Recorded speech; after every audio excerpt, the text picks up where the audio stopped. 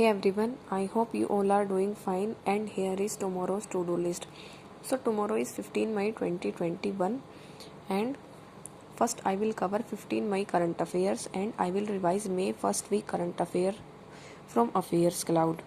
As we all know that AffairsCloud covers all current affairs, so I will give you link in description if you want to purchase their current affair course, and by using my code you will get 10% extra discount.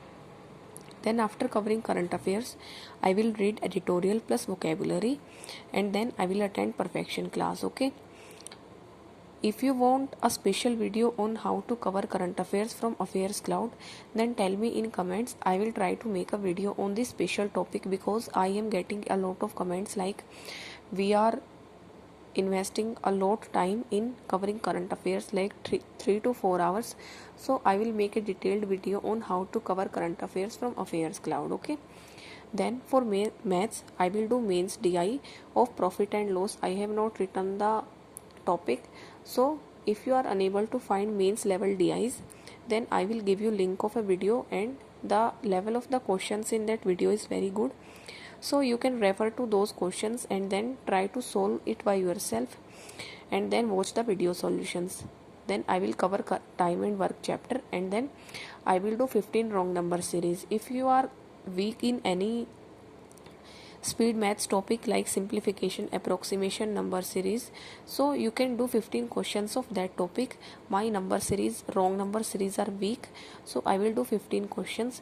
Then I will watch 3 videos of 1000 puzzle series, and from tomorrow I am starting sectional mains mocks. Okay, so I will give one sectional mains mock of reasoning. Then for I will give one prelims mock test and banking awareness classes. Do not give 2 mocks at same time. Try to adjust all these things according to your time, like you can do them simultaneously. Like after covering current affairs, you can switch to a difficult subject like quant. Okay, and after covering quant, you can do reasoning, you can do English.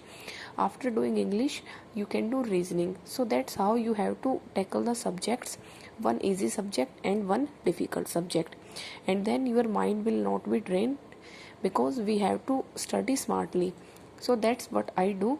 I keep switching the subjects so that I don't get bored. Okay, and keep studying hard because this is the most precious time. Don't waste a single minute of your day. So that's all for tomorrow. Thank you and have a nice day.